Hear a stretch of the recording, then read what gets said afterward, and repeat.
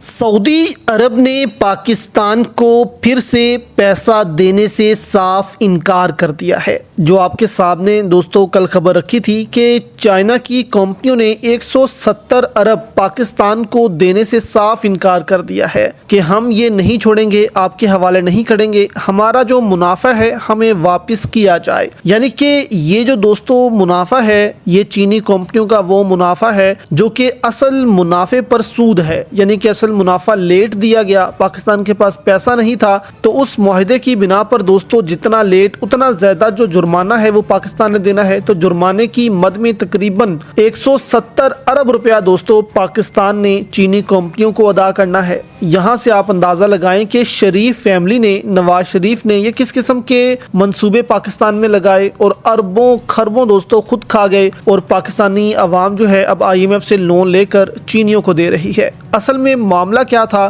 سعودی عرب اب کیوں جو ہے وہ نہیں مان رہا پاکستان پر، اور آرمی چیف ایک دم سے ترکی جا رہے ہیں، وہ کیا وجہ ہے؟ یہاں پر دوستوں اسد طور ہیں، انہوں نے انکشاف کیا ہے کہ 2013 میں لیگی حکومت نے ہنگامی بنیادوں پر بجلی کے منصوبے شروع کیے۔ جب سی پیک کے تحت تقریباً 50 ارب ڈالر کی سرمایہ کاری آئی تو پاکستان نے چین کو توانائی کے منصوبے پیش کر دیے، جن کے تحت بجلی پیدا کرنے کے کئی کارخانے لگائے گئے، اور چین نے ان پر تقریباً 10 سے 11 ارب ڈالر کی سرمایہ کاری کر دی۔ یعنی کہ 10 سے 11 ارب ڈالر جو ہے وہ اس پر انہوں نے سرمایہ کاری کر دی۔ اب سرمایہ کاری کی مد میں ظاہر سی بات ہے جو ملک سرمایہ کاری کرتا ہے وہ پھر اس پر منافع بھی جو ہے وہ لیتا ہے، اس کے علاوہ سود الگ لیتا ہے شرح پر، اور جو پیسہ آپ نے واپس کرنا ہے وہ الگ کرنا ہے۔ اب یہاں پر اسد طور کہتے ہیں کہ اب مسئلہ یہ ہے کہ ان منصوبوں پر چین کی جانب سے وصول کی جانے والی شرح سود کافی زیادہ ہے، جس سے پاکستان پر مالی بوجھ پڑ رہا ہے۔ یعنی کہ چین جو ہے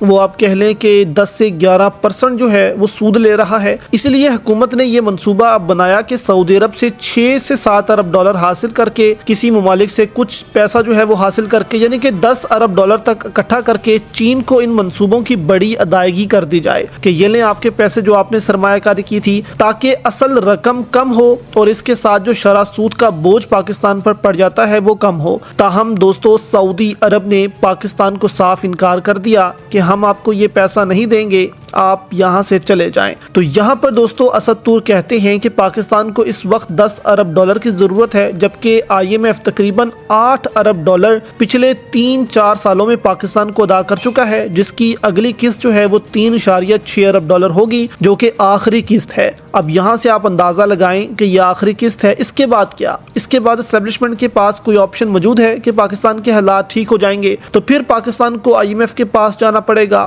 پھر جو ہے وہ مہنگائی ہوگی۔ تو یہاں سے آپ اندازہ لگائیں کہ پاکستان کے حالات دن بدن نیچے سے نیچے جاتے جا رہے ہیں، جبکہ یہی 170 ارب جو ہے اب یہ خیبر پختونخوا سے ڈیفنس بجٹ کے طور پر پکڑ رہے ہیں، تاکہ کہیں نہ کہیں سے پیسہ جو ہے وہ چین کو دیا جائے۔ چین تو مان نہیں رہا، جبکہ آرمی چیف اب ترکی گئے ہیں تاکہ ترکی سے کوئی دفاعی ڈیل یا ایسی کوئی ڈیل کی جائے، اور پاسبل ہے کہ ترکی سے بھی قرض مانگ لیا جائے۔